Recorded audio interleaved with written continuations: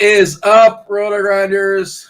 Good morning. It's the ungodly hour of 10:31 on the East Coast. Dean here, Dean 78904, joined today by Tasteful Tides, Tim, Blender HD. Blender, you're a little bit crankier than you normally are. Your show, would start in about a half hour, 11 o'clock, and you're ordinary on that show. Now you got to get up a half hour earlier for that. So, I'm going to ask how you're doing, but I presume we're a little bit perturbed. I thought the show was going to be at 11:30. Why did Fanduel have to make the slate with that 12 o'clock game on it? I mean, I don't know. We have 4 games that were 1-1, 2-2, 1-2 were good. And it's like, no, we got to get the Brewers-Rays game on for no apparent reason.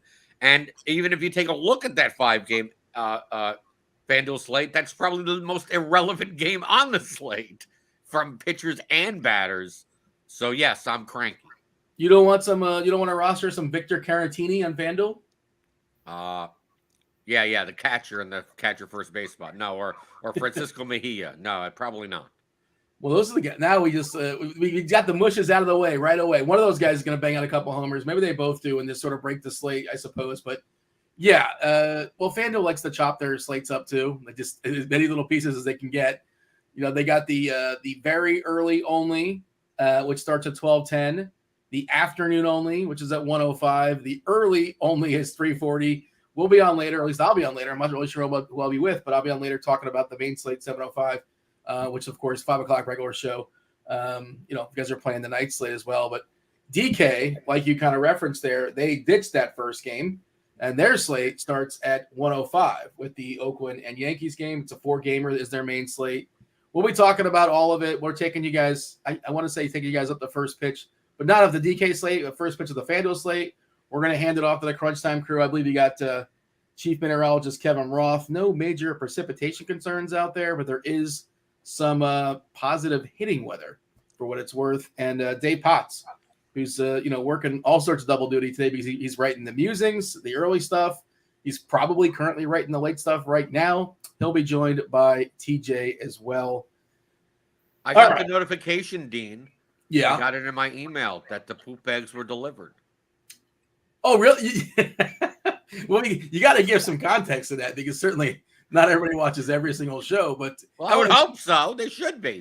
This is a serialized GrindersLive is a serialized drama. No, you have to watch you have to binge watch the past episodes. There was a cliffhanger in the last episode. Someone. Previously on, that's what we should start with. Previously on GrindersLive. Hey, you know what? Previously on GrindersLive, myself and Tim, we talked yesterday about Patrick Corbin a lot, and I gave the endorsement of like, look, I no way want to roster this guy, but you certainly can. This is the one time to do it. And of course, I talked myself out of it, or I also just kind of sort of found the money to like, oh, I don't think I have to do that. Oh, you know what it is? I ended up with Sears. The Yankee pitcher, which is essentially the same price, and he had like for real, not joking, 10 or 11 less strikeouts than Patrick Corbin. I actually rostered Corbin last night in the 2,500 on DK, and I was pretty happy. So I assume you cashed. I think you stacked Texas, right? Yeah, I did cash. Nothing better than a min cash, but still, I'll take it. I'll take a win anytime in baseball. I would have been thrilled with a min cash last night, but yeah. What was he owned out of curiosity? Because I feel like it was 7% in the relay throw. Yeah, he was 10% in the 2,500. Okay, yeah, we had it projected around 10 actually, but 10 that's for like a large field thing. But yeah, I was curious how many people were kind of going back and forth because I know projections were pointing in his direction, and I know Cardi was liking him in the bat. But it's also like the brain is like, well, wait, I know better, that kind of thing. Patrick Corbin, are you serious in the year 2022? But lefty pitchers going forward against Pittsburgh, like automatic roster, just do it. Just do it. I made the mistake though. I did a 5-man Ranger stack, but I didn't have Marcus Semien in the stack. So that kind of because he had a big game. But I still cashed. I probably cost myself a couple pay jumps. But wait, you probably had the guy India, I'm guessing. Well, originally I had India. I had India, Votto, and Pham, but then Pham got scratched. So pregame, so I had to go up to Trout and then down to Solano. So I had to get off of India. Can I say that Pham has been scratched no less than like at least 4 times this year. Yeah, He's very itchy. He's an itchy guy. Like he's been scratched. I honestly, nobody's been scratched more than Tommy Pham. I don't know what's going on with him, his pregame workouts, or maybe he's got fantasy football duty to attend to, and that overrides his ability to play baseball. I don't know, but that's just constantly getting scratched for whatever reason. That you rarely see. It's a basketball thing, obviously.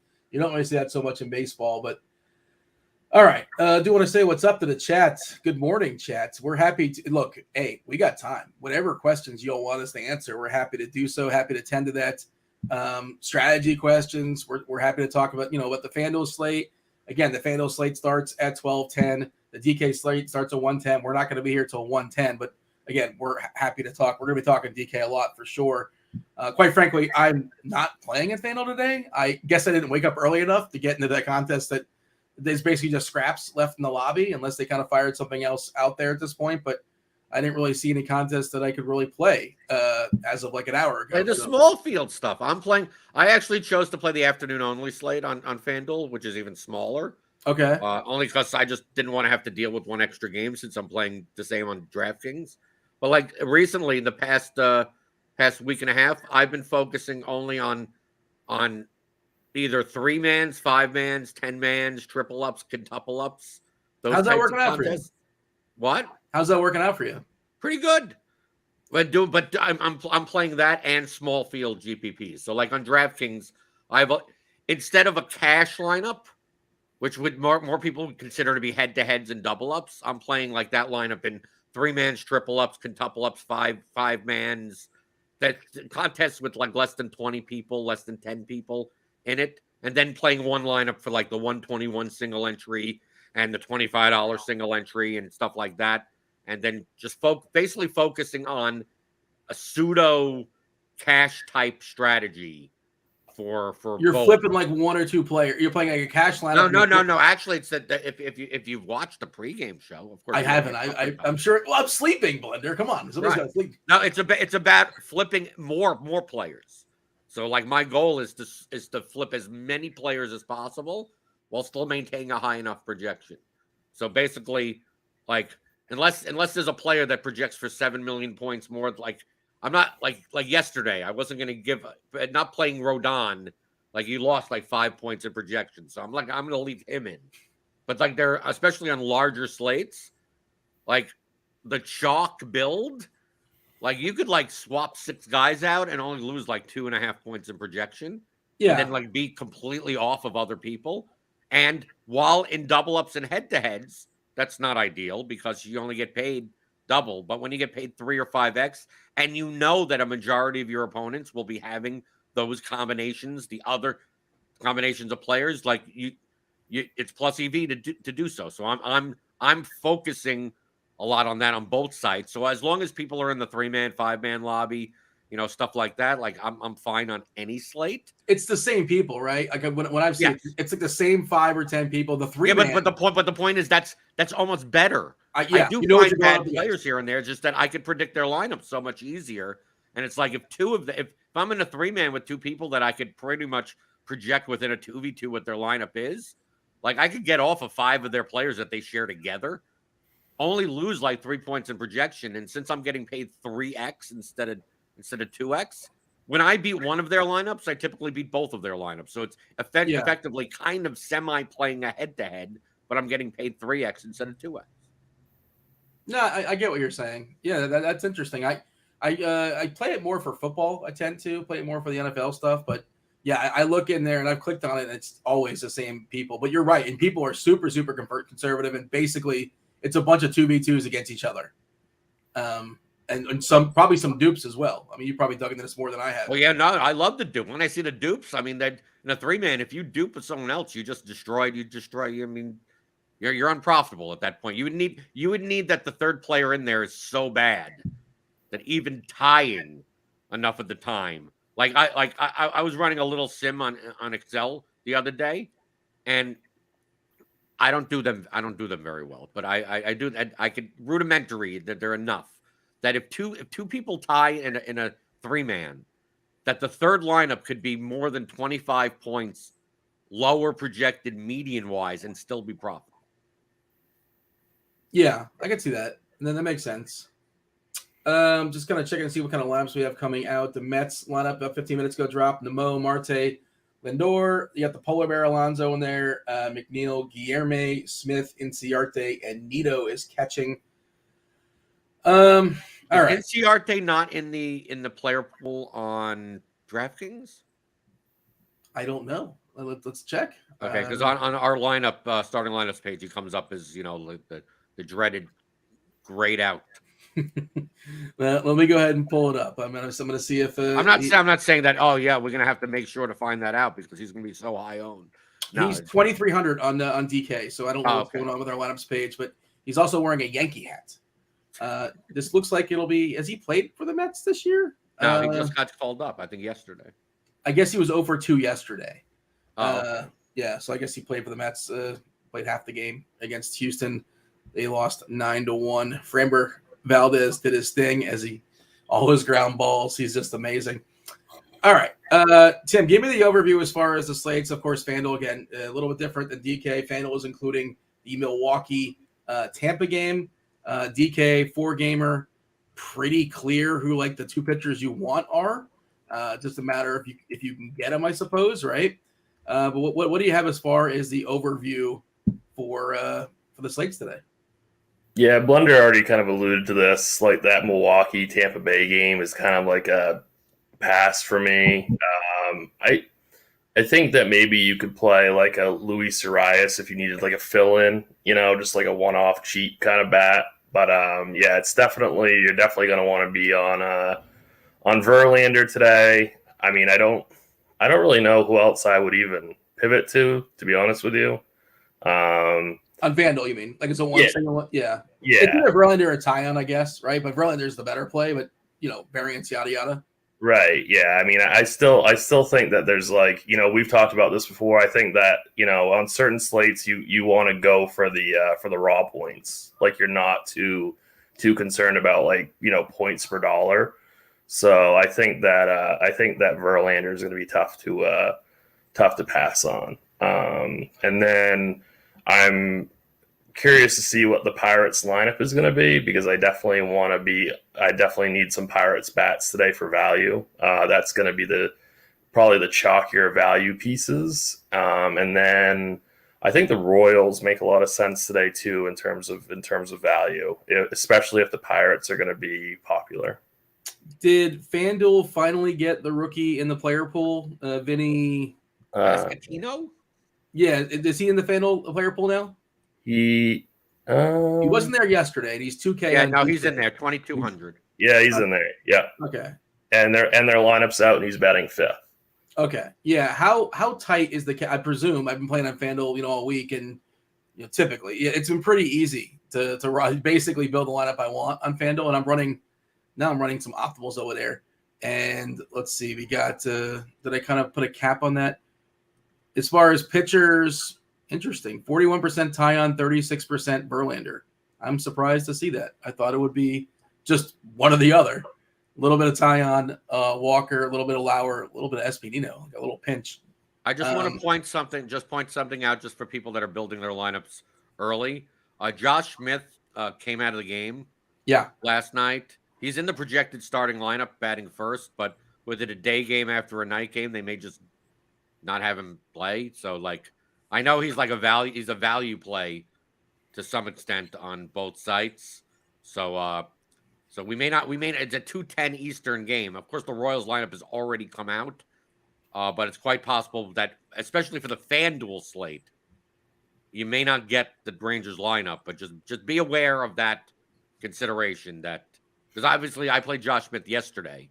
Sure. So when I saw that little injury designation, I'm like, what happened there? And I wouldn't be shocked if he wasn't in the lineup today. I wonder who leads off for him, because would they just go like maybe Semien, Seager, or would they go something like, we've seen them in the past lead off Brad Miller versus righties. That's happened. Maybe they lead off Duggar. All that's in play. But yeah, just that's a good thing that's worth pointing out. And Miller, of course, is really, really cheap. Duggar's really cheap as well. How much do you need to save salary? Apparently you do, because on FanDuel Blender, because I'm surprised that we're not just getting Tyon and Verlander, and that's that. I presume we're spending up on Judge because, he's the best hitter in the slate.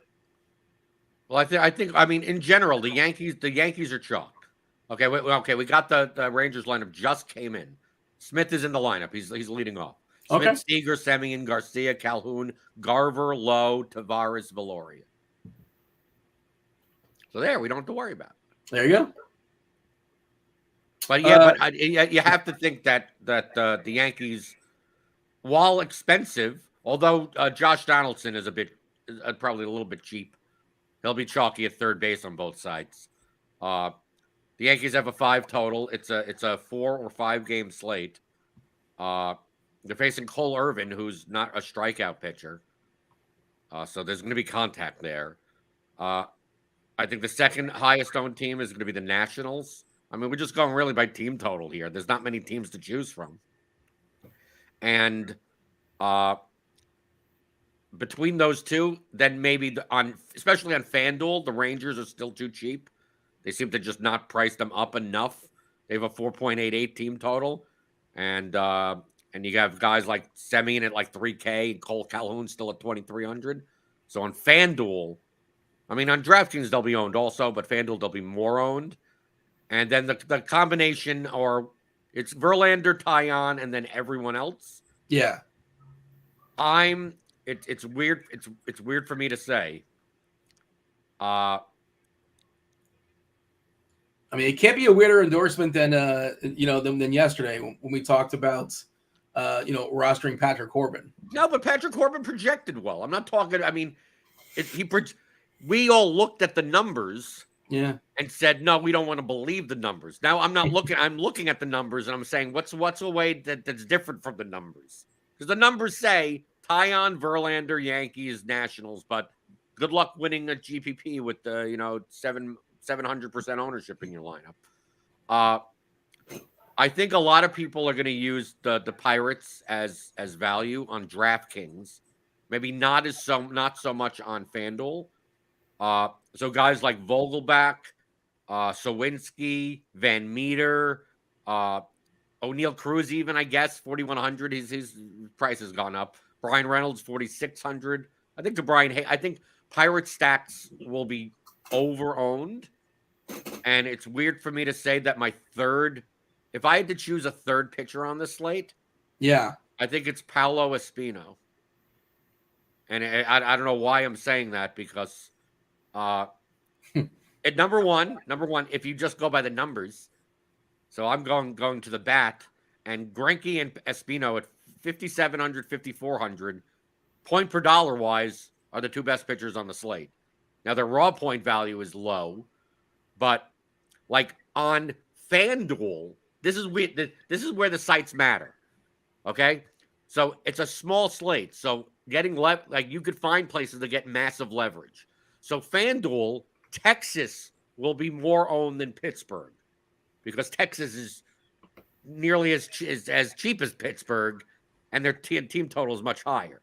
So on FanDuel, if for whatever reason you didn't want to play Tyon or Verlander, I think playing Greinke on FanDuel gives you the most amount of leverage, because he'll be less owned and he'll have more Texas ownership. But on DraftKings, it's the opposite. Pittsburgh is more owned because they're much cheaper than Texas. And then you play Paolo Espino at 5,400 there. The problem with playing Paolo Espino on DraftKings is that how do you not end up getting to the Yankees or the Nationals by doing so? Every Espino lineup's going to look the same, is what you're saying. I guess so. I mean, but how many Espino lineups are there going to be? I mean, I could plug this in. Let's say Espino and Verlander, just to spend the salary, and I put it in. I obviously wouldn't play Pittsburgh players opposite. I'm getting Donaldson. I'm getting Ruiz, Soto. I mean, you could find a way. I mean, I'm still getting Pittsburgh in these lineups, but I mean, obviously, I'm using the simple optimizer, not the don't play guys against your pitcher type of stuff. But I'm just saying it's very hard to spend all your money. But don't be that concerned about spending all your money. On a 4-game slate, though, as a general thought, I'm okay firing a guy against my pitcher. No, you don't have to do it on a 4-game slate. You wouldn't do that in a 4-game slate, Wonder? I mean, it's not a yes or no answer. It's is it worth it answer. I think there are typically on a 4-game slate there are enough options that are close enough in projection. Why would I take on the negative correlation? Like that's really how if the one-off player that is against your pitcher projects for 2 points higher median than another option that wouldn't be against your pitcher, then we could start talking about is it worth the projection upgrade, even though you're taking on the negative correlation. But I still think even on 4-game slates that why do I have to play O'Neal Cruz against Paolo Espino when I could play some other shortstop? If you're playing Greinke, though, like why can't you play Seager against him? You can. Oh, I mean, like I understand. I it's not the most optimal way of doing things, but again, your options are kind of limited as well too. Well, the whole point is that what is the projection of your entire lineup? If you're plugging in Greinke into your lineup and building around, and you're left, let's take a look at a lineup without Seager. Let's take a look at a lineup with Seager. If the projection difference isn't much, then why would you play the guy against your pitcher? But if you see that, well, since you save so much money playing Greinke, would you rather leave $3,000 on the table and play some other shortstop, or get the three extra projection points by playing Seager? At that point, maybe you do play Seager. So this is why it's not a yes or no answer. I mean, I would have no problem playing Seager against Greinke today if that's the question. I mean, Blunder is not wrong what he's saying. It is dependent, but I don't know where that line is. I mean, the whole point is I can't answer that question without seeing the lineup and what the projection difference looks like. Certain lineups, maybe it is true. Other lineups, maybe not. But on a 4-game slate, you'd be more inclined. I think the better way of putting it, the smaller the slate is, be more inclined to possibly play a batter, or on a 2-game slate, play 2 batters even. But you would agree that on a 15-game slate, I don't think there's any reason to play a batter against your pitcher. I completely agree with that. Yeah, I mean, absolutely, you're more inclined to play a batter against your pitcher on a smaller slate. I play a lot of DFS hockey, and we have to do that a lot, like in smaller slates, playing a skater against our goalie. There's a lot of merit to that, having like a one-off skater against your goalie. So, well, especially in a sport like that, because soccer is very similar. Mm-hmm. The guy that you're rostering, the skater that you're rostering, takes a whole bunch of shots, but the goalie saves them all, and the goalie's also like cheap. So right. It's like the cheapest goalie on a soccer slate could be the highest scoring goalkeeper, even though he's given up 2 goals. Exactly. So I mean, baseball's a little bit different, but yeah, on a small slate like this, I definitely think there's merit to playing a hitter against your pitcher. Nationals lineup just came out. Hernandez leading off. Soto, Bell, Boomstick, Nelly Cruz, Garcia, shortstop, Ruiz, Hernandez, Adrianza, and Robles. I ran no Franco and no Lane Thomas. There you go. I refreshed and ran some more optimals on FanDuel, and as far as pitcher, it gave me 49% Tyon, 49% Verlander for what it's worth. As far as the hitters, and I don't know, optimals baseball, you know what I mean? Come on. But yeah, this is kind of what it's spitting out. It's spitting out, Judge and Donaldson as the top 2 hitters. No surprise there. Reynolds has been too cheap on FanDuel for a while now. Soto, you have the money for that as well. Giancarlo, pretty clear and obvious. You got Vogelbach as a nice cheapie over there as well. And I capped it on DK. You got to roster 2, obviously. I capped it at 90%, Tim. And it's giving me double barrel, not 90% Verlander, 90% Tyon, and just figure it out. 14% Greinke, just because you got to give it to somebody. A pinch of Walker, a pinch of Espino, but that's where it cuts it off. And I presume that's going to be the chalk, right, Tim? That's the chalk build on DK. People are just going to make Verlander, Tyon work and just kind of figure it out. And, the Texas, now you got Smith. If you want the cheapie, of course, there's going to be more cheapies out there. Pittsburgh's pretty cheap as well. Is that your first goal, to double barrel with Verlander and Tyon? Because I think that's the first big decision, if you want to be different, is to not roster one of those 2. Yeah, I mean, that's definitely going to be my goal today. I had to do value tags on Lineup HQ today, and I did tag Greinke, similar to how I had to tag Corbin yesterday. However, I wanted to write this in a blur, but I ran out of time. I did want to just say, there is a big difference though with Greinke today and Corbin yesterday is the fact that Greinke really has no strikeout ability.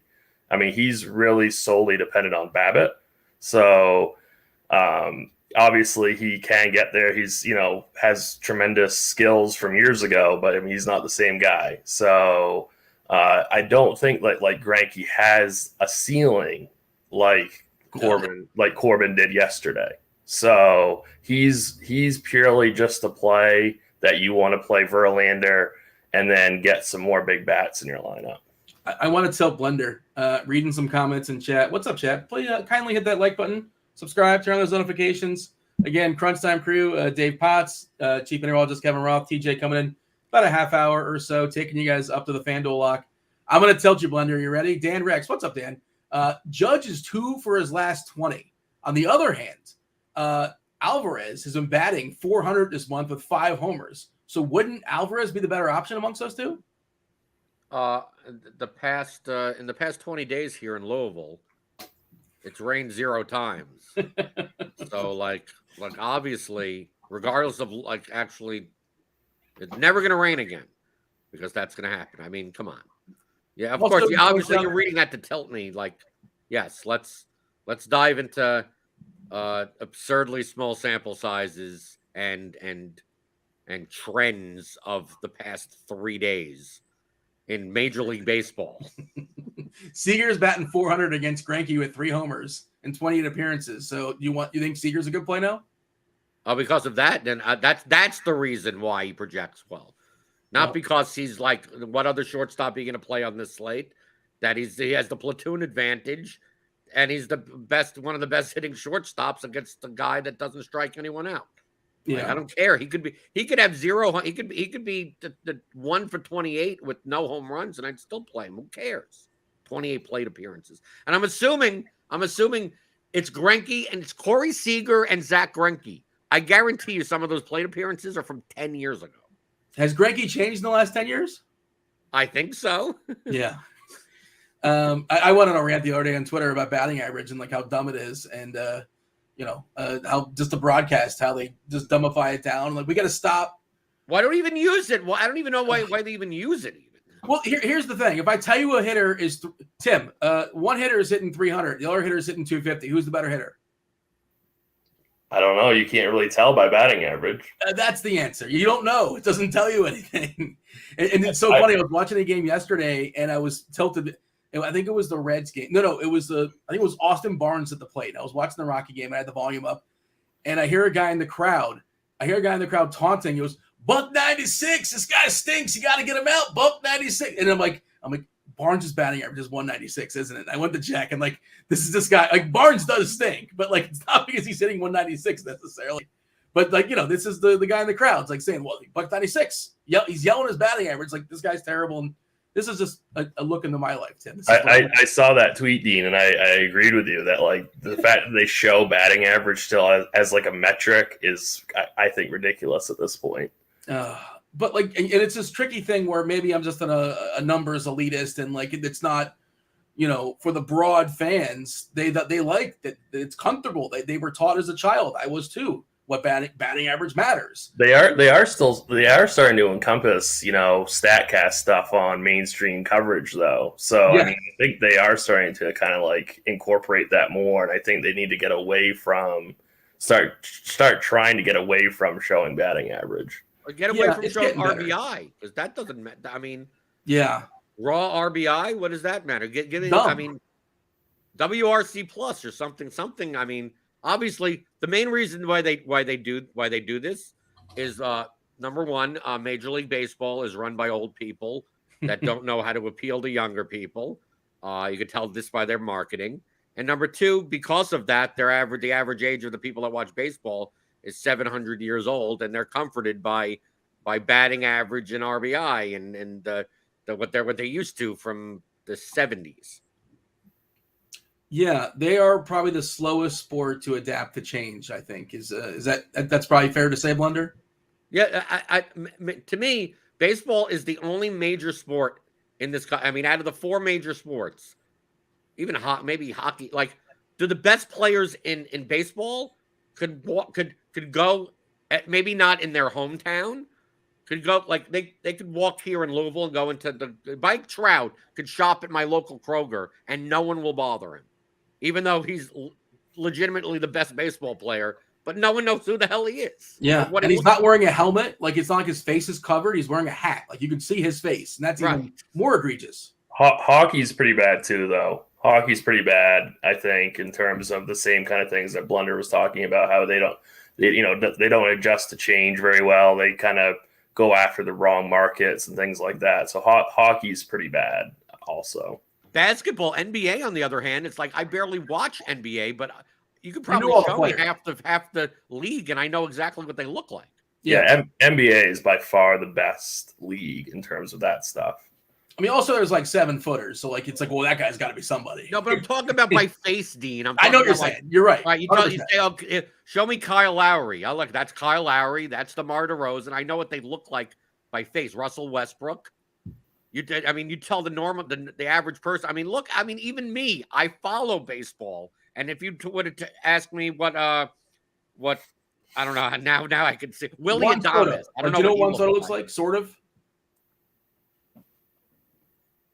No, I know too many of these people what they look like. I'm sorry. Maybe it doesn't work on me. Yeah, but the point is they do a terrible job marketing. That's no surprise. It's all around. And like you said, it's a bunch of old dudes that the game's past them. They had the pitchers hitting last year. Like, who wants to see that? Like, everybody knows that nobody wants to see that. As fun as it was to watch Barcelona, just one homer. All right, let's talk about the slate. Hey, how about hitters, Tim? We kind of touched on it's going to be the Yankees. They have over a 5 total. By the way, I do want to mention Ross Weather Edge page. We had at least one fire emoji. Let's give a refresh and see if this has changed. Yankee Stadium, 85 degrees, wind blowing out, dead center, 8 miles per hour. In 142 previous games, a boost of homers at 17%, a boost of runs at 10%, making the Yankees even more appealing, positive hitting environment, good ballpark as is. Washington, pretty normal, pretty standard. Actually, good hitting environment for the Mets as well. It's not a great hitting ballpark, but you're getting a boost at 17% as far as homers in a 109-game sample. 84 degrees, dead center as far as the wind, 9 miles per hour.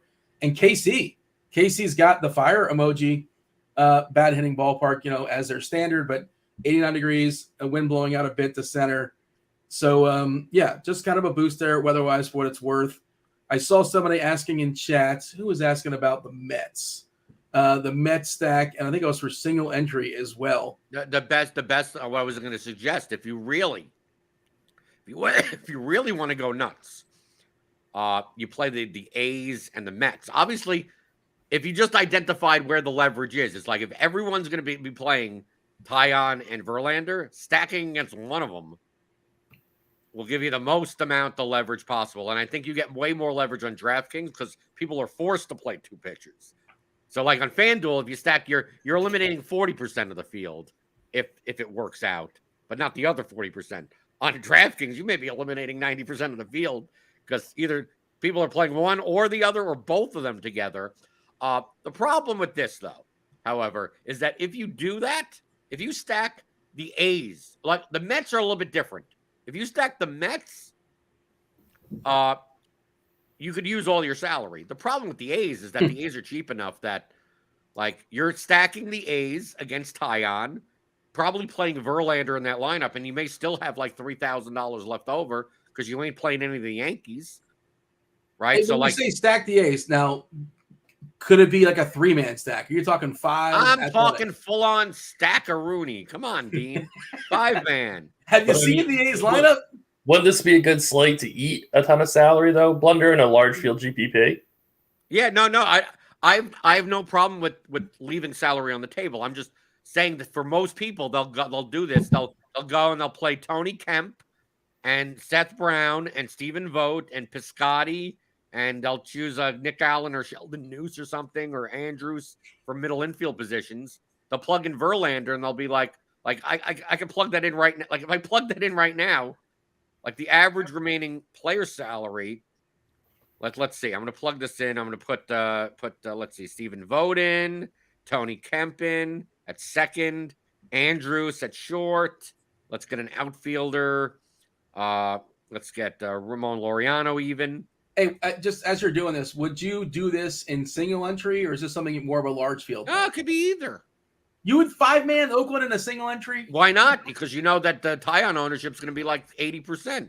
And a flat payout too. This is the single entry tend to has like, maybe 10-15% up top. No, the difference is that if you're right, you don't have to be perfect. Like your other three players, like if Oakland puts up 8 runs today and you have them in single entry against 80% owned tie-on, it's like, well, imagine not getting the right one off. Like you may still win in single entry. In large field, you may not. So you have to be even a little bit more perfect there. But like I put in a 5-man A stack. The average remaining player salary is $6,000. Right? By like it wants me to play tie-on with that stack because it has nowhere else to spend the money. So yeah, even if I put in Laureano, who's more expensive, Verlander, Vogt, Kemp, Andrews, Piscotty, Laureano, average remaining player salary is $6,000. So it's I don't think it can be stressed enough. Like on slates like this, like if you want to stack the A's or the Mets, it's like you're playing for first. Like you're not gonna, like Blender says all the time, you're not gonna cash as often. But if you do hit a ceiling, you're gonna get like a top 0.1% lineup. So and if you don't get one of those, you're going to get a .99. You're going to be on the bottom, right? Is that the best strategy? No, there's no such thing as the best strategy, but it is a strategy on, do you want to play a stack against an extremely chalky pitcher on a slate? Remember, we're talking about a 4-game slate or a 5-game slate on FanDuel.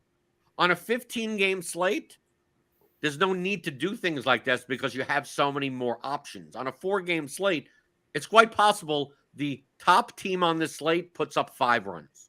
And that's it. Yeah. Right? If the A's put up 4, and let's say the Nationals put up 5, the A stack is so much more valuable than the National stack because the National stack is 4 times more owned. Doesn't mean that it's going to happen. No, I think most probably playing Verlander, tie-on, Yankees, Nationals, some Pittsburgh value, Texas on FanDuel. That's the most probable outcome. If you want to min cash, like that's the most probable outcome. If you want to aim for first and just kind of do something slightly different, you could. But if you want to either first or last Ricky Bobby style it, like playing the A's, playing the Mets are just more expensive against Verlander, even though they have a higher team total. It's just that you have, like, they didn't price anyone down for Verlander. And I'm not even saying Verlander is that great of a pitcher anymore. I think Verlander is an elite pitcher, but I don't think he's not getting as many strikeouts. The Ks aren't elite. 24% is fine, but not elite. Right, but not elite.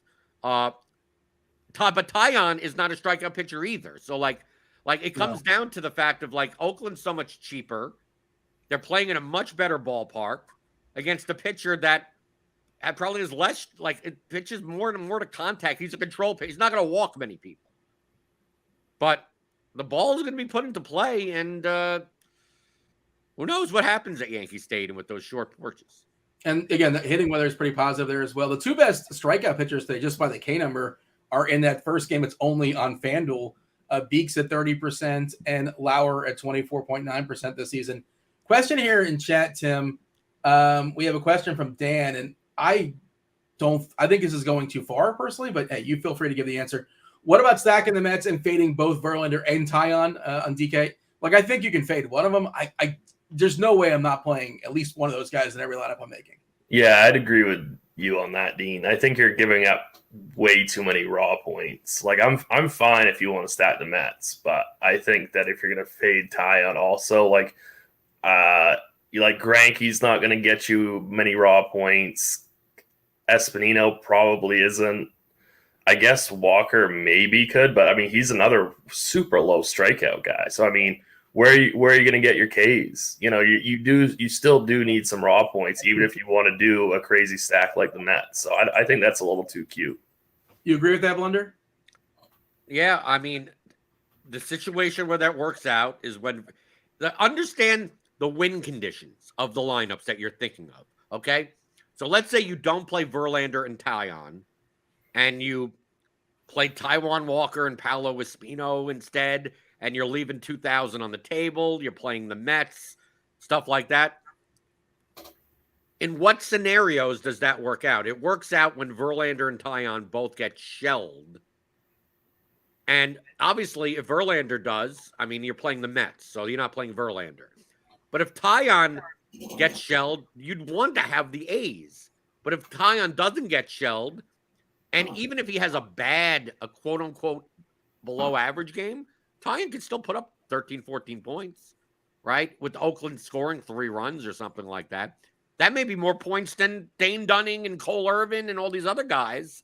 Yeah. So, like, understanding your win conditions of if you're expecting both Verlander and Taillon to bomb single-digit points, well, what happens? What other lineups are in the contest? Well, Oakland stacks and Mets stacks. So, like, if you're going to fade both of them, maybe having an Oakland one-off in your lineup at least, in your Mets stack. I mean, now we're getting to the super leverage lineup, right? Of the just playing the Mets 5-3 Mets A's and neither Verlander or Taillon. Highly risky. You're going to be giving up a lot of projection to do so. But I believe that you don't have to go that nuts on this slate. That if you're stacking the Mets, you're going to play Taillon in that lineup. And if you're stacking the A's, you're going to play Verlander in that lineup. I think from a raw point perspective, even if the other pitcher doesn't have the greatest of games, their average game is still probably better than the above average game of the other pitchers. Pirates lineup is out. Hayes, Reynolds, Madras, Team Girth CEO Daniel Vogelbach, DHing batting cleanup, Van Meter, Cruz down to the 6th spot. He looked rough yesterday versus Corbin. Left on left, I think, might be a problem for him. He's still young, obviously. Sawinski, Perez, and Park. Do want to mention before, again, Crunch Time Crew about 15 minutes away. Want to mention Stat Hero. Stat Hero has partnered with RotoGrinders to give 2 fans the MLB All-Star experience of a lifetime. Enter Stat Hero's All-Star head-to-head lineup. Win, and you're in. The top 2 highest scores from now through July 8th. Minimum $20 cash entry will win the grand prize. The next 10 highest scores will receive MLB Premium Membership. I presume that means RotoGrinders Premium Membership. Top 2 highest scores will receive the grand prize of 2 tickets to the Home Run Derby, which is July 18th. All-Star break coming around soon. 2 tickets to the MLB All-Star Game, which is July 19th. Airfare and hotel included. 10 additional winners win themselves RotoGrinders MLB Premium Membership. Watch for the All-Star head-to-head lineup. It's in the Stat Hero lobby right now. And I believe we still have the promo code going. Grinders, if you're playing on Stat Hero, GRINDERS. I believe it's a 50% deposit bonus up to $250. Check it out there in Stat Hero. Who's your favorite stack today, Blender? It depends on the site. Okay. So I prefer Mets play. We were talking about the conversation as leverage. I'll just bet on the talent. I know Verlander's like the best pitcher and he's better than Taillon, whatever. I will take the Mets versus Verlander before I take the A's versus Taillon. What say you? For DraftKings, I still think I would take the A's, only because of price and ballpark and whatever. I think on FanDuel, we're more likely to take the Mets because the pricing difference isn't as dramatic. Really comes down to what I can do with the rest of my lineup. I just think with the A's, their positional eligibility on draft. I mean, you could play these guys like anywhere. They don't. They got 3 people eligible at second base, 2 at shortstop. They got a third, a first. They don't have that many outfielders. There's so many more ways for me to build A's lineups, and for the price, do I really want to pay up $4,700 for Starling Marte against Verlander and $5,200 for Lindor and $55 for Alonso? I think Mets lineups, if you stack 5-man, if this is large field GPP, Mets lineups are more likely to run into the similar combos because you're going to be salary capped at some point. So you're going to be playing the Mets plus Taillon, and then because you're probably playing Lindor and Alonso in your lineup, which means your average remaining player salary is going to be much lower. While on the A's side, there are a lot more lineups where I can leave $2,000 on the table, and even against other A's stacks, I won't be as overlapped. So I come from a game theory perspective of, yeah, I get the Mets are a Major League Baseball team while the A's lineup isn't, right?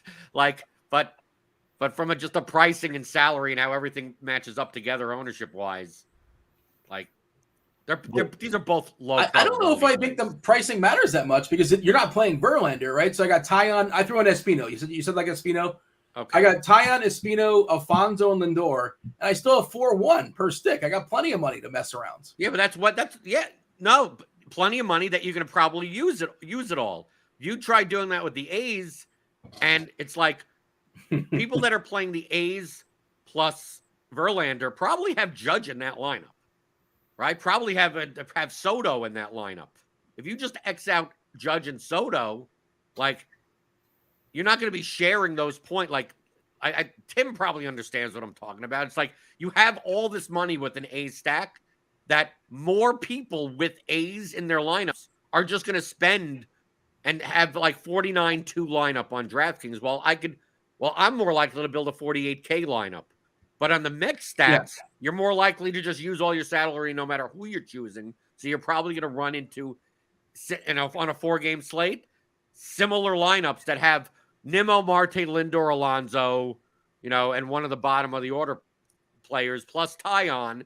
It's like, how many combinations of the other 3 players are there when your average remaining player salary is like 3,600? It's like, okay, they're going to try to get in the 3 best plays, Josh Smith or, one of the Yankees in a third base spot. Donaldson's in there, right? And then it spends like 49.8. With the A's, you have so much more flexibility because it's like, oh, well, if I X out the highest owned players, I'm leaving like 1,700 in salary or 2,200 in salary, and less of the field is going to do that. Tim, your thoughts? Well, just like if we're talking about the A's and the Mets here, like I'm just not really crazy about the A's today. Like obviously, they're not very good, but also they don't hit home runs, and the Yankees bullpen is so good. So I just I'm all about doing like a weird kind of stack with the Mets today because they are so much better offensively. I just personally, I think even if I was making more than 20 teams today, I really wouldn't have that many A's. Like I can't get behind that team in any kind of like high capacity. So it's just I'm not really on the. I just can't get behind even from a game theory perspective. I don't think that they're a good play today.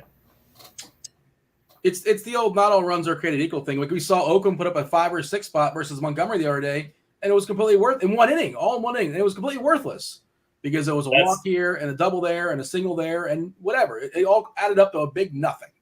That's what I'm worried about. This whole getting some A's in your, you know what I mean? Like they just don't have. They just don't hit home runs, and home runs are still they're just like strikeouts. They're the most important metric in fantasy sports.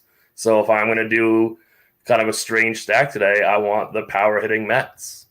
Yeah, but like Blender is saying, look, I only need that to happen 1 time out of 70 or whatever the number is, Blender. And like you're not saying it's going to happen today. You're just saying like maybe it does. I don't know. I don't have the almanac. I don't have the magic 8-ball.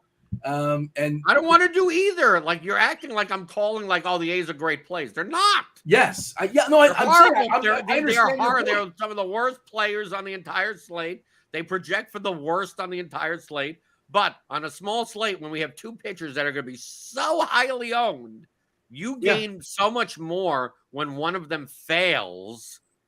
And when people think of this, they think of, okay, well, instead of playing Verlander and Taillon, they're going to play one of those with some other pitcher. And I'm like, well, if those 2 pitchers both have decent games, they're still most likely going to be in the winning GPP lineup. So what do you want to happen if you're fading one of those 2 pitchers? You want one of them to get hit well. So like that just leads you to like, well, why don't I play, even if it's a 2-man, a 1-off, a 3-man? That's what I was saying. You said you wanted a 5. You wanted 5 A's. Voted catcher. Fine, then do that. I was saying, well, maybe we can use the A's as like a secondary stack. And there's also the wiggle room of the A's not being particularly great and Taillon not being particularly great. Like that happens a lot too. Like that can happen where they're all just kind of worthless. Why are we talking about the Royals? To me, Go ahead. if I was going to play anyone, I think the Royals are the ones that are underlooked on this slate. The Royals are my favorite value. Like, that's where I'm going for value. And how are you? Well, of course, first base. We talked about the big bopper there, the rookie they called up yesterday. Didn't have a good game out the gate. Whatever, one game, who cares? Is he a part of your Kansas City stack? Are you just gonna get cute with it or not? Just like 1 through 5 is what kind of where you're picking from. Of course, Melendez, you can throw at the catcher spot as well. It kind of depends on what I decide to do with the Pirates. Kind of like, I'm not really sure what I want to do with Vogelbach. I know he's going to be extremely popular today, so I might pivot to the Royals rookie. I'm not quite sure yet, but either way, it's like I want to play Benintendi. He'll probably be popular, but I think he's too cheap across the board.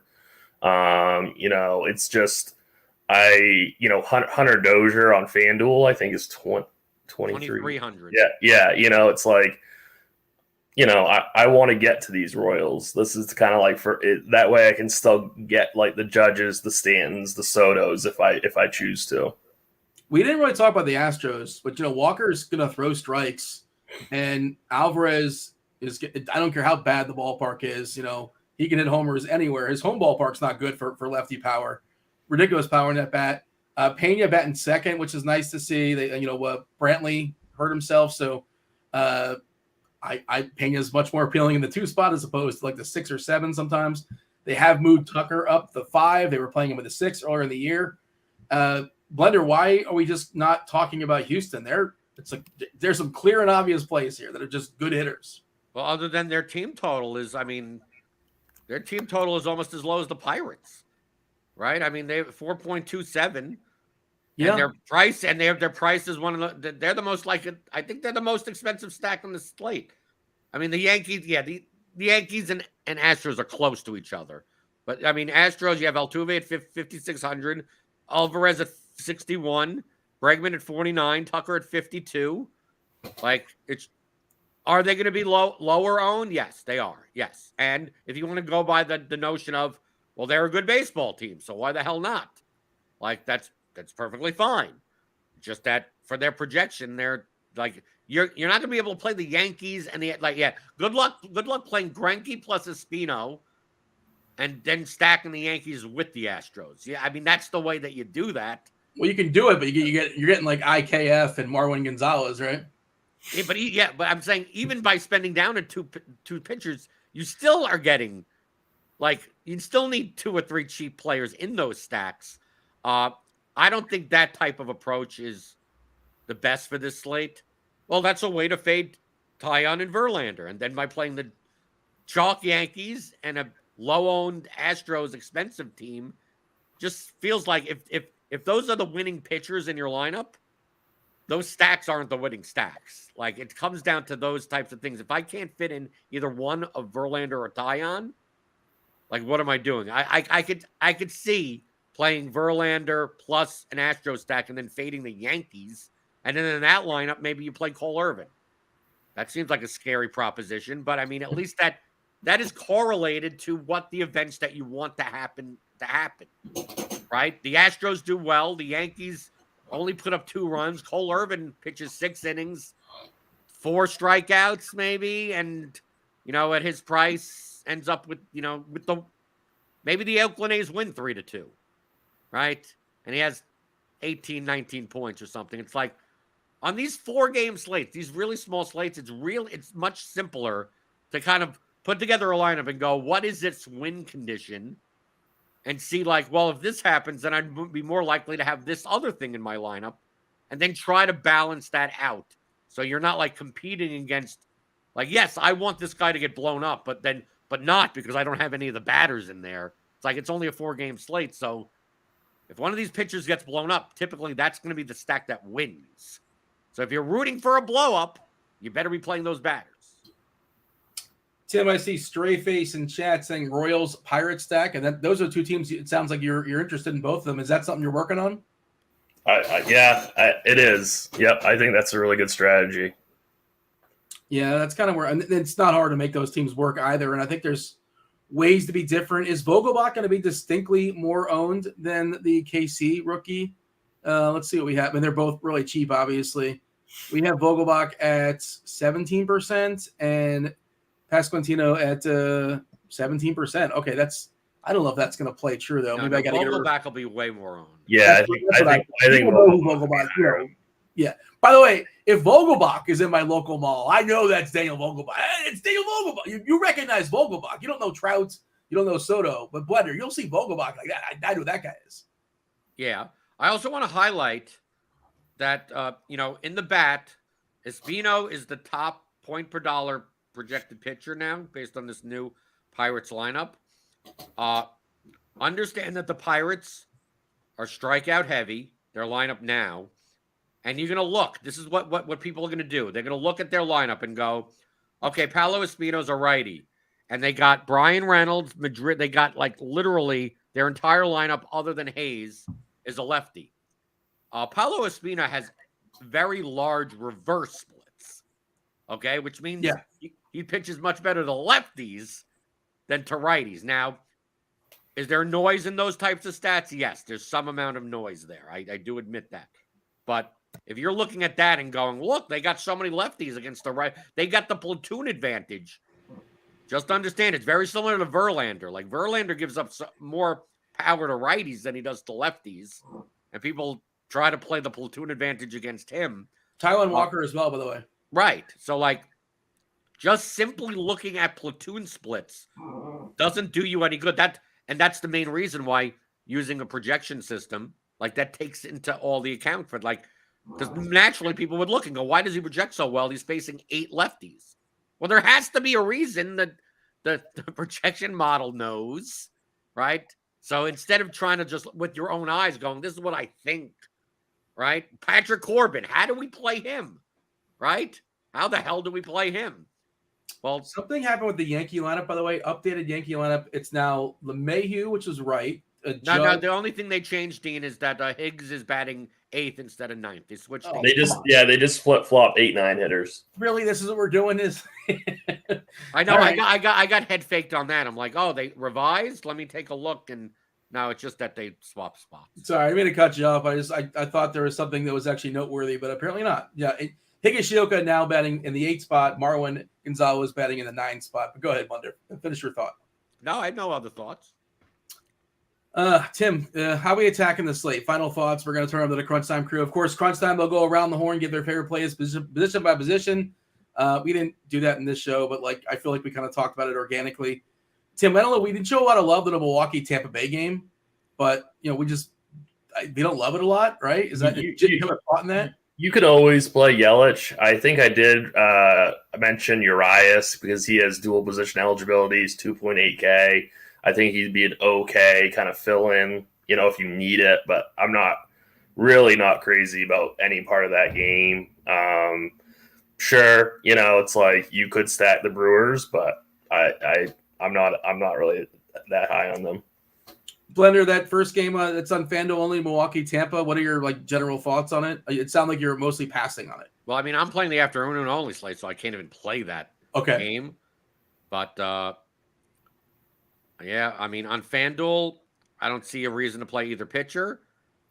And for the batters, I mean, there are options. I take a look here. I think they're going to be lower owned. It's just that it's not the best hitting environment in comparison to some other places. I'd rather play the Yankees, the Nationals, the Pirates, the Rangers, the Royals, the Astros. I mean, dude, Tampa has a lower team total than the Astros, and everyone Milwaukee. They'll be lower owned. I mean, to me, they don't project that well. But they'll be lower owned. So, to me, I'm neutral on it. They're viable, but on FanDuel, you have, I think, a lot more flexibility to do what you want on it, and you're more likely to just play Tyon or Verlander anyway. Yeah. So, what am I really seeing? Either you're stacking one of the two teams 4-man, you're playing some one-off. I think Milwaukee, the Milwaukee, like Yelich or Urias or something like that, as a one-off is. I just don't think you need to go. I mean, I'm looking at the projections. It's if you wanted to X out that game, from a median standpoint, you'd be perfectly fine doing so. Gator Nation saying it's an Adamas revenge game. That's right. He was on Tampa as well. In the chat, we got Cloud taking the L. Sorry for giving y'all a hard time about Patrick Corbin yesterday. Justifiably so, by the way. We didn't feel good about saying, like, you could play him. I ended up not playing him. What, is somebody, like, remodeling or something? What's going on in the background? TJ just aggressively sat down. Like, it was the loudest sit down I've ever heard in my life. I was wondering what was going on there. Yeah. Right after I joined the studio, my dog threw up, so I had to quickly get in. It's a good thing, TJ. It's a good thing those poop bags came yesterday. Yeah, absolutely. The poop bags are going to be coming in handy. Yeah, Blender, you got suckered into buying your poop bags for your wedding. So what's more romantic, honestly, than poop bags, if you really think about it? It's absolutely right. Poop bags are the baseline for a healthy relationship. Dave Potts, Cheeseisgood, also here. Dave, did you get your nap in? I saw in the article, you know, Wednesdays, I'm sure, are kind of tricky. You're writing for the early stuff, the late stuff. You wanted to sneak in a nap. Did we get a power nap in or no? No, it really didn't happen. I didn't really, as I was typing that, I didn't realize how early this show started. Yeah, so no, nap will be later, but it will definitely be happening. It's Fanduel's fault. The sponsor of Crunch Time. They really want to get that Tampa game, man. I think they're some of their people are probably at that game. What's up, Roth? Welcome back. No, thank you. Big shout out to Grant filling in for me yesterday. I had some family in town. I had my dad and my Oma are drinking beers and fishing. So thank you to Grant for letting that happen. What is that? What's an Oma? Oh, it's a German grandma. Good question. Yeah, it's a German grandma. I say that as if it's common, but good point. Okay, yeah. Oma and Opa. Yeah. What is that now? Oma and Opa. Grandpa. Yeah. Okay, yeah. I don't have any of these, but I'm sure they're fabulous. Am I missing any? It's like an abuela. You know, it's cooler than Okay. just a normal grandma. It's you know, an Oma and abuela. These cool special terms for grandmas are pretty sweet. You guys have 37 minutes to kill, Roth. So you're going to want to pace yourself. Yeah. There's going to be only so many questions, and Dave can only say so many times, well, like Verlander is the best pitcher on the slate. Tyon's there too. But yeah, it's going to be good. I'm curious to see how you guys kill time for the next 35 minutes or so, because 12:10 on the East Coast is a kickoff for the Fanduel slate. And of course, DK doesn't start till 1:05. You're definitely not staying until then, Roth, but No. yeah. And I'm going to warn you right now. There's a decent chance that if we're done with things and the questions aren't coming in, we're just calling this show early. We're not just going to stick around a lot just to do it. Yeah. Well, a lot of times you don't pull questions from YouTube. That's just kind of like pull in case of emergency, that kind of thing. Of course, you prioritize the premium members and the MLB Crunch Time. But maybe the YouTube people will start putting in questions, because they probably are like, where are these questions even coming from? I don't see that question anywhere. Yeah. Other thing the YouTube people can do is hit the like button, because we got 161 people watching. Dean didn't do his job. Classic. Only 29 likes. As soon as we hit 75, I'll give a Spidey bomb, which, if I'm being fully honest, 75 is too many. has sucked lately. Oh, your Spidey Spidey bomb's bombs not have been been on. off. Maybe Spidey we bomb's can been off for about a week, so I think this morning is time to flip it around. Maybe Is we the need a hold Goku available? Spirit Bomb. Could be a Goku Spirit Bomb time. I'm down with that. Yeah. Roth knows the missing piece. I think I sent you like an Arya Stark or one of the Game of Thrones characters. I don't know if they can help out in a pinch or something like that for your wedding, but I don't know if they have any ability to predict homers. But It was Cersei from Eternals, and I would trust Cersei. I would trust that Gemma Chan to do anything. So okay, so yeah, you know what? It was Cersei, and I was like, why is he picking Cersei over Arya? I thought it was a Game of Thrones thing, but what is Eternals? Eternals, it's a Marvel movie. It's a Okay. very different movie than the rest of the ones out there. It's directed by Chloe Zhao. She's an Oscar winner. And it's a very like arty film. I liked it quite a bit. And Cersei was the only pop I didn't have from the Eternals. Hey, while everyone's here, does everyone know that TJ interviewed Baymax? Yeah, I we don't talked know. about I it did. yesterday briefly. Okay, Scott Adsit from 30 Rock as well. Yeah, that made me pretty excited. Baymax is one of my most like random, just favorite things that ever existed.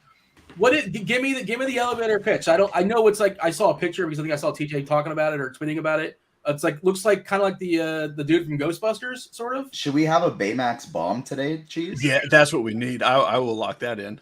Okay, Baymax bomb for sure. Give me the pitch, Cheese. Why should I watch this? I like Scott Adson. I like 30 Rock. You know what's great? Like, I can't even describe what it is or why it's great. It's like when you just look at the character, you can't even imagine how great it is. Or like, I don't even want to elevator pitch it. Like, the movie is called Big Hero 6. It's on Disney Plus.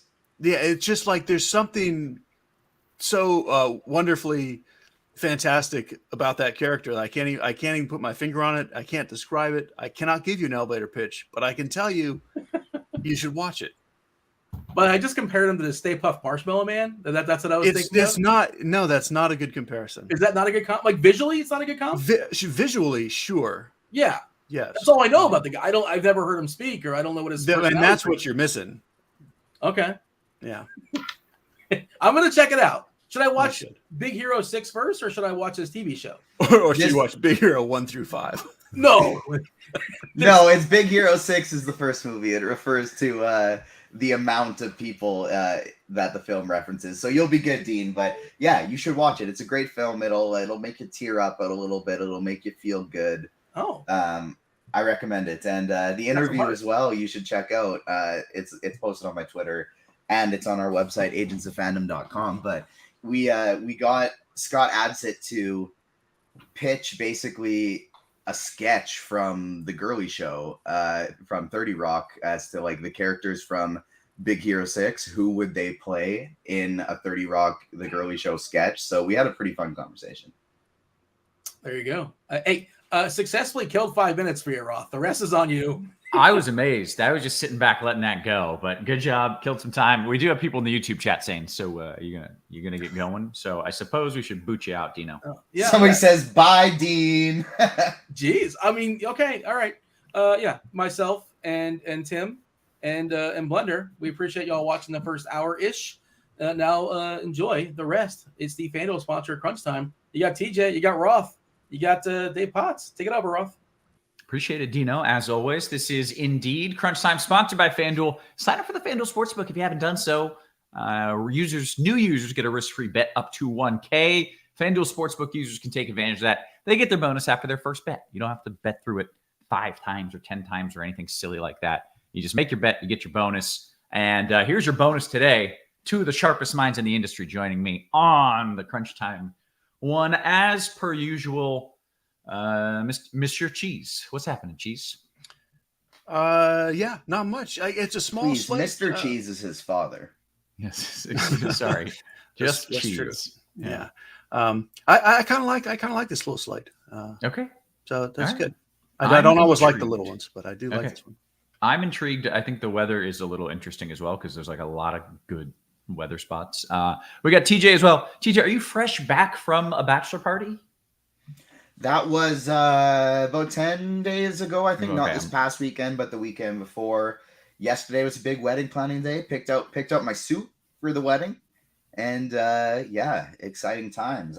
Powder blue today. Yeah, I was just about to ask that. It's a dark navy blue with some black lapels on the tux. Oh, it's a sharp look. Yeah. Good job. Yeah, it's not too late though. If you want to like switch it up to like the bright orange or the Dumb and Dumber colors, like it's not too late. My sister is crazy. She's a genius. She does all kinds of wild things. For their honeymoon, they biked, not motorbiked, like biked across Asia for a year. They just like went through everywhere, and she learned Mandarin before that trip, and then ended up taking a job in Beijing after their honeymoon. And so when she lived in China, she worked right beside a little shop that made really inexpensive, silly suits. And so when I was in high school, our school colors were like a nice royal to light blue kind of thing. And so I got a nice, sharp, shiny blue suit that I would wear on our basketball and football game days in high school. So do you still have said suit? I don't have said suit anymore. It got through some rough days in high school, and so it didn't last. But Yeah, But it was sharp. It was sharp. Yeah. Okay. Well, good to know you've already rocked the Dumb and Dumber, so you don't have to for your wedding then. Guys, let's talk about the slate a little bit here. We got a cat there. Yep, he's meowing. Now we're going to do a Dr. Evil. Cheese, why don't you break down the slate here? Talk about some of the pitchers. Dino told me all you're going to say is that Verlander is good. Is that true? No, actually. Okay. I'm going to say that, yes, Verlander's the best pitcher, but I don't really like him that much more than Tyon, even before the big salary difference. So like on FanDuel, I mean, you have salary. Salary's not like a huge thing, except it kind of matters because there's so many expensive outfielders. I just like Tyon just as much. And if you can use that salary, I do not think you have to play Verlander. Are those the only two you're interested in on FanDuel? Yes. On FanDuel, just don't bother. You might need some cheap stuff on DraftKings, but FanDuel, you really don't. I would just either play Verlander or Tyon and be done with it. Okay, you want to talk about your plans? What if I do? What if you do what, TJ? What if I do play somebody different because it's a small slate and I'm feeling frisky early in the morning? I mean, that's fine. Just because, but I would love to hear why. I would love to hear who, but more why than who. But tell us both. So the one I got in my dummy lineup right now is Espino, because my thoughts on this slate are the only ones with real potential to put up a big score. I mean, sure, maybe Lauer, but it's really Verlander and Tyon. And if they don't, the Mets are a tough matchup. Obviously, against Oakland is a very strong matchup for Tyon. But if Tyon and Verlander fails, we could see anyone on this slate being the top pitcher. There's not too many other guys that may put up a high score. Maybe Dane Dunning. And so the reason I'm going with Espino is because I can go a full Yankee stack, get in all of my favorite one-offs, and on a small slate, I'm kind of willing to give that a shot in GPPs. So basically, what's interesting, like Espino is the guy that I think is worth the shot on DK because of the price. Like FanDuel wise, I mean, I guess I get it if you really just want to play you can go Judge, Stanton, Soto, Alvarez, whatever. If you were going to dart throw a random cheap guy, I'm fine with that. I didn't see the need on FanDuel salary wise. But I do agree Espino is kind of the guy that like he's so cheap and every pitcher is kind of the same amount of nonsense after Verlander and Tyon. You might as well just play the cheap nonsense. Just play the cheapest one. And he is like, he's not nearly good, but he can throw strikes. So, that's okay. Are we going over DK as well here? Yeah, like really the slates are so similar. It's one game different. And so I think we can just kind of combine the two. Okay, well, talk to me about where on DK when you need two pitchers. You mentioned you do like him in that capacity. Yeah, so I mean, I definitely just like Verlander Tyon if you can make that work. But there's quite a few builds where I think you play some cheap nonsense. I think you just split it up. Like all of it is risky and none of it is good. The reason I'm playing Espino is just salary. It's not because he's good or can't get blown up. I'm still kind of wanting to be in on Mitch Keller. Like somewhere in there's talent. I promise. I just this is the kind of slate where I'll just keep throwing darts at him. And then really Zach Greinke, just nonsensical nonsense pitcher. But like Espino, he throws strikes. And on this slate, that's more than you can say for Dunning and Keller, who don't really throw strikes and they're more expensive. So for me, Verlander Tyon, if you can't get that, mix and match Greinke, Espino, Keller. Okay. TJ? Yeah, I feel the same way there. The only other guy I'm somewhat interested in is Dane Dunning, but Tyon would be my top guy. Espino's my favorite cheap option. Verlander would be number 3 for me, and I mean technically 2, but number 3 for me, and then Dane Dunning 4. Okay, let's go talk about some hitters here. TJ, a little catcher talk. Yeah, Actually, so pause that. A little stack talk, then a little catcher talk. for sure, and maybe we even hit Cheese first for some catcher talk because I'm only playing FanDuel today. But sure. For stacks, the Yankees are the top stack on the board. That's one of the reasons I like paying down at pitching, as I can full stack the Yankees. From there next, I think Texas is probably my second favorite, followed by Houston. And then from there, I guess Washington too. Like Washington is sort of in that pool as well. KC, I'm not quite as high on, even though they got a decent total. But it's just kind of even to me from there. Like I view the Yankees up top, Texas pretty close to them, but those are definitely the top 2 that I have interest in. All right. Cheese? I'm just looking. We just saw something revised Yankees lineup. Oh, that was from 20 minutes ago with Torres in. Okay, never mind. So yeah, Yankees are very obvious mega chalk. Even with the pricing, there's so many ways to make them work. This is massive chalk, and I think you just need to figure out if you want to get different here or if you want to get different elsewhere. Kind of like TJ said, there's this clump of teams after them: Nationals, Pirates, Rangers, Royals, that are all kind of blah offenses facing really beatable pitchers. Or you could go to Houston as the pivot with hitters who are as good as the Yankees, but against a better pitcher.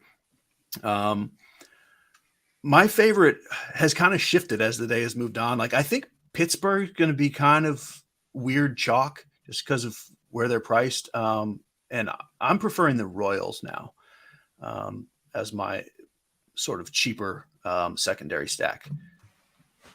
Okay. I got a quick question here from Frank. He says, Cheese, why is Dunning not your second favorite pitcher behind Tyon given the matchup today? Because I don't like the matchup. I don't like the way Dunning's been pitching at all. He makes me nervous, and I'm putting a lot of stock, probably too much, into the Royals having called up Pasquantino, who really should be an elite hitter immediately, which gives them 3 good lefties. Dunning is good against righties, and now the Royals have 5 lefties, 3 of whom I think are pretty good, and one of them is low strikeout. So I just don't like him. I'm playing Royals bats. Okay. That's where I'm at. I like Dane Dunning in general. I'm a fan of his game. I'm a fan of his long-term talent. But today against 5 lefties, it's just his price is good on DK, but against 5 lefties, it's tough. Okay, good answers. I didn't talk weather. Quick note: I really like the hitting weather in New York. I like the hitting weather in Washington, in New York again for the Mets, and in Kansas City. So there's a lot of good hitting spots out there, and the only spot I don't like is the one in a dome, being Tampa Bay. And I guess is Arizona on this slate or not? No. Okay, then Tampa's the only spot that's not above average hitting weather. Why isn't Tampa getting any love? Hold on. Because the FanDuel slate starts so soon and it's just the one game, let's just talk about this Tampa game. Okay. And then we can kind of take our time because everything else is an hour later. Sure. This Tampa game, so you just mentioned the weather, right? It's the only not great hitting spot, like on the slate. Any Pittsburgh, any Tampa right-handed power bat is fine to play against Lauer. I wouldn't really talk you off of cheap-ish one-offs like a Rosarena, Franco, Diaz, Paredes. Like all those guys are fine.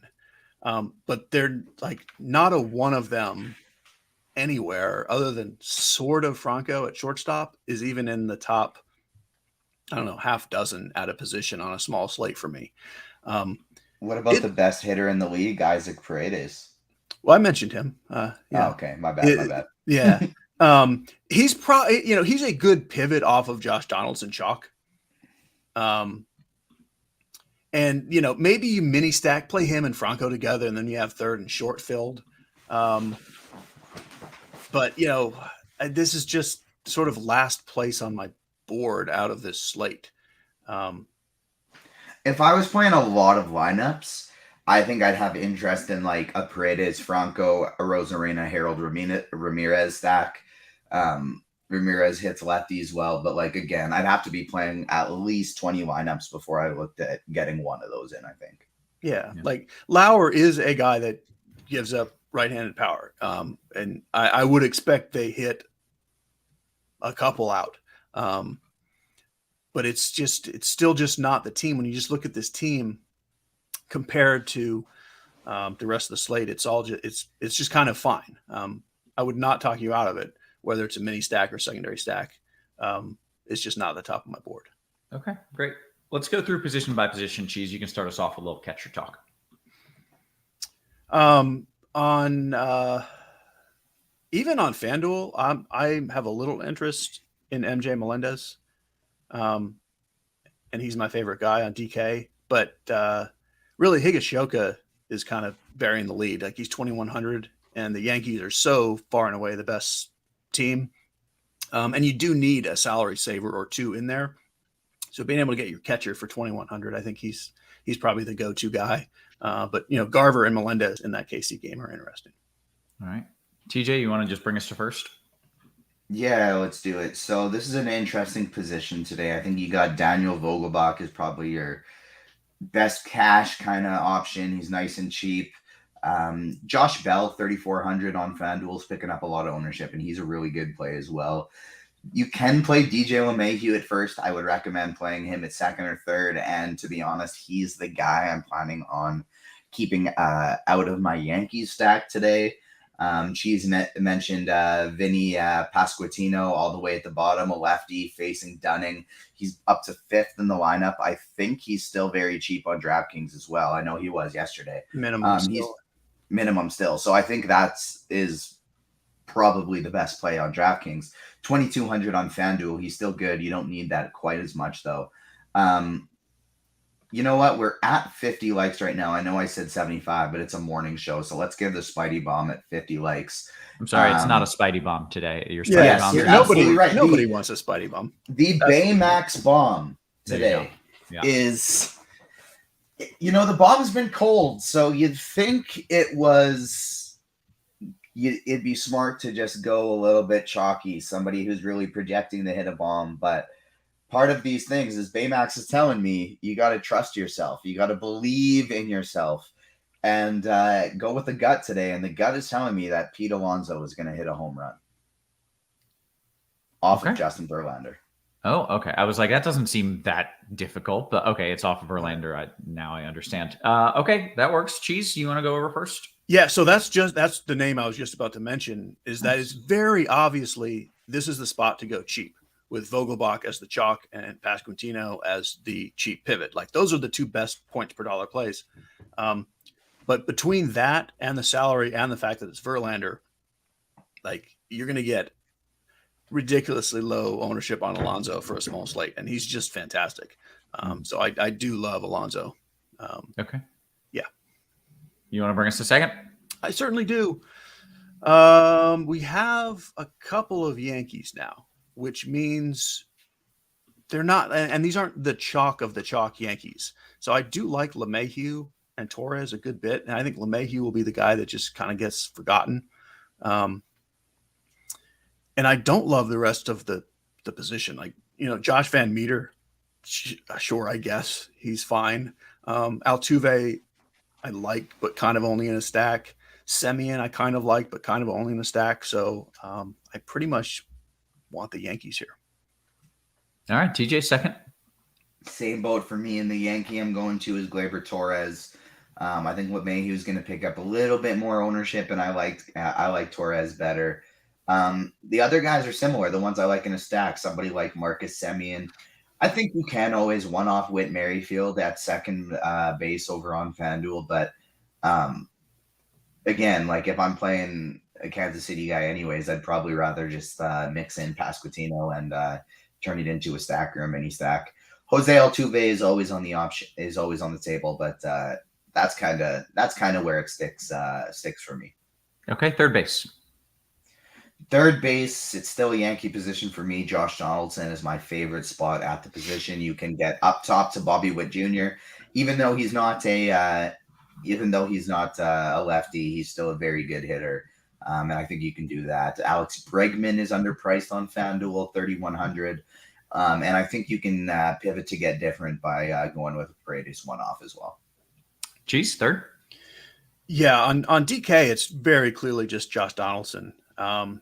On FanDuel, I do think this is the spot maybe you do pivot to a Tampa guy with Paredes or even Diaz.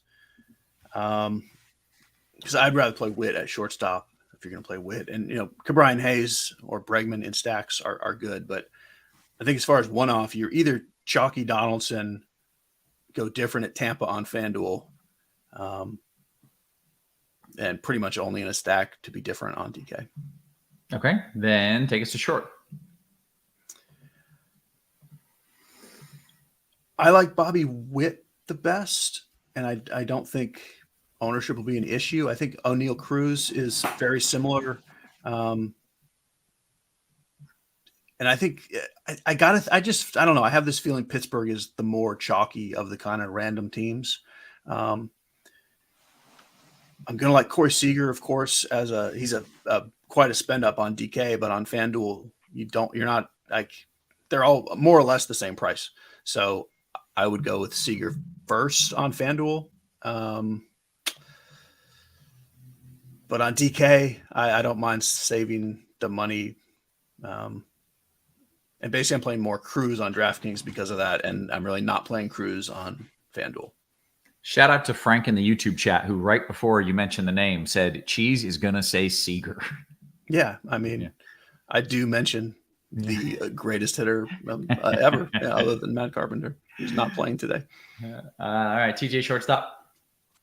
Yeah, it's a Texas position for me today, and the foresight for Frank to know that we were going to mention the top projected shortstop that's true. Is just impeccable. No, I'm just bugging him. I like to joke.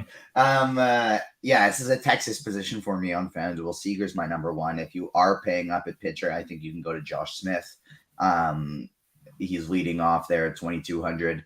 And then the other guy I like quite a bit. This is one of the reasons I'm not landing on somebody like Wander Franco as much as I am on Paredes if I was playing more lineups, just because I do like this shortstop position today, and I like Jeremy Pena quite a bit as well. This is a guy I've liked playing all season when he's been in the back half of the lineup, and now they got him up batting second. So Page is somebody that I'm quite interested in as well. Great. Take us to the outfield, TJ. Outfield is where we have some real fun spend-ups today. Aaron Judge and Stanton are your top two options, but I love like Juan Soto and Yordan Alvarez, Kyle Tucker, Adolis Garcia. All of them are in phenomenal spots. And we talked about how my strategy is paying down at pitcher today to get a little bit different, paying up for these bats. And so these are going to be the guys I'm targeting. We do have Andrew Benintendi and Nelson Cruz and Brian Reynolds in good spots, a little bit cheaper. But me paying down at pitcher today, I'm going to be paying up at outfield. And I think it's going to be a Judge, Stanton, and I'm torn right now between Alvarez and Soto. Okay, Cheese, I'm looking at the projected ownership on these guys, like Judge and Soto. It looks like Soto actually first here, and yet he doesn't have any of the tags around him. Yeah, that's not accurate. It'll be Judge and Stanton by a ton. Okay, interesting. All right. Talk to me about your favorite outfield plays. Judge and Stanton. Okay. Yeah, it's like I would fall out of my chair stunned if they're not, maybe not. Yeah, probably twice as owned as Soto is what I would project. I thought that seemed a little off. That's why I was asking. They'll both push 50. Yeah, it's just they're so far and away that the guys. I think you need to consider fading them based on ownership, but not based on just who are the best plays. Mm-hmm. They are the best plays. The direct pivots, are Alvarez Tucker. I mean, we saw it last night in a similar spot. Like they're facing a better pitcher, but those guys are awesome. Alvarez and Tucker are as good as Judge and Stanton. There, I said it. Whoa, spicy! I love it. I mean, well, that's not even fair. Alvarez is way better than Judge, but and then Tucker and Stanton are close. We're talking real life here. Judge wishes he could grow up to be Jordan Alvarez one day. This is silly because the man is the MVP and all he does is hit home runs every day. But okay, as he strikes out and hits home runs, Alvarez hits home runs and doesn't strike out. They're the same guy except Alvarez doesn't strike out. Anyway, they're both fantastic. But today it's Aaron Judge. Play Judge. Neither are as good as Vladdy Guerrero. We're talking about actually baseball now. I'm sorry, we should have identified that for you. Okay, Judge, Stanton. Pivot to Soto, Alvarez, Tucker. That's all pretty obvious. Mm-hmm. An even less obvious spend up pivot would be Adolis Garcia. And then you go to cheaper stuff, right? Like on FanDuel, Brian Reynolds would be pretty popular. Benintendi's okay. You could do cheaper Yankees just to be different. You could play like Hicks and even on DK Marwin Gonzalez. You can do like Jack Sawinski and Blig Madras. Blig. His first name is Blig. It's a person. He's batting third for Pittsburgh. BLIG. That was actually Cheese's Baymax impression. Yeah. That's true. It's nuts. You're not wrong. So really, I think you need to at some point just decide where in this lineup am I not just playing the chalk. If you do like Judge and Stanton with Donaldson and Dan Vogelbach and O'Neill Cruz, it's a good lineup, and it's also the same as everyone else's lineup. And at that point, and if you're doing like Tyon and Verlander, get different somewhere. That's where I would say, okay, let me swap out Stanton for Alvarez or whatever. Just make something a little different. Mm-hmm. But Judge and Stanton are the plays. Like it's silly to try to identify anyone else as the top two plays. Okay. We've given out the plays. We've talked some weather. We've talked some pitchers. Let's take a few QQs. That sound good? Yeah, let's do it. And I mean, we got almost 200 people watching right now. We're up for some free content sponsored by FanDuel. Bright and early in the morning. Hit that like button so we can keep giving you crunch time for free. Good job, TJ. Thank you. Appreciate that. TJ, I'll give another bomb at 75. Yeah. Oh, okay. We got another bomb coming here. Goku Spirit Bomb, I'm hoping. Cheese, do you like the Mets in a large field GPP? I kind of do. Like it's very low probability. But yes, I do. All right, TJ, Houston stack, DK single entry with Tyon, but I'm leaving 1,200. Is that getting too cute? No, I don't think so. I leave less salary on the table typically than most other people do. And so that's not something I would do personally, but I don't think there's anything wrong with it by any means. Cheese, you got a problem? Especially on a smaller slate. Yeah. I do not have a problem with that at all. Yeah. Okay, great. FanDuel 3v3 Cheese. This is a cash question for you. LeMahieu, Yordong, and Pena, or Simeon, Soto, Reynolds? LeMahieu, Alvarez, Pena. It's close. Okay. John Tom, FanDuel GPP. TJ, you want B. Witt or Seager? Seager. All right. Those are all of those questions. Going to jump over to the YouTube here. Favorite Tampa bat for utility position. Mine is going to be Paredes. How about you, Cheese?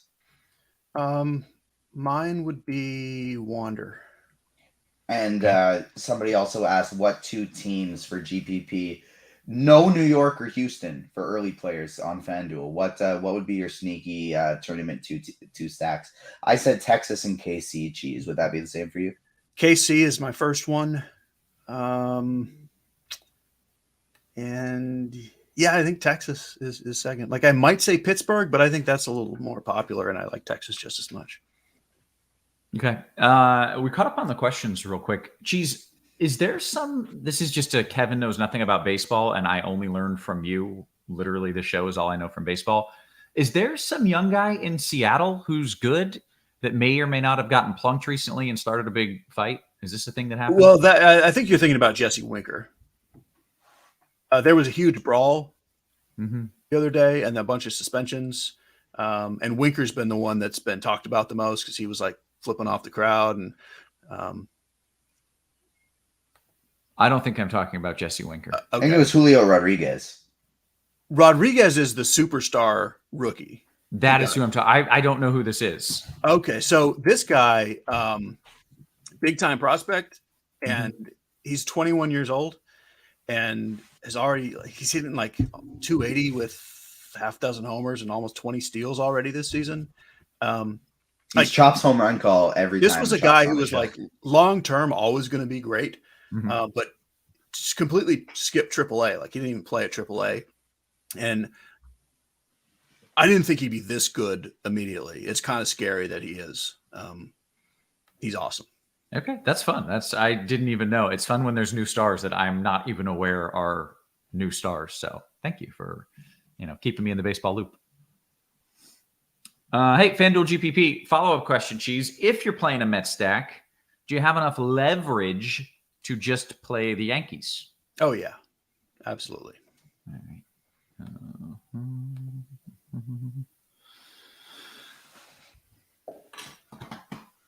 You sit back and relax. If you got questions, get them in. You got a chance here. You got 2 minutes, and you got two of the sharpest minds in the industry. 3, if you include the weather industry. 16 likes away from our second bomb. The Goku Spirit Bomb is looming. Hang on, I'm gonna hit you with a thumbs up right now.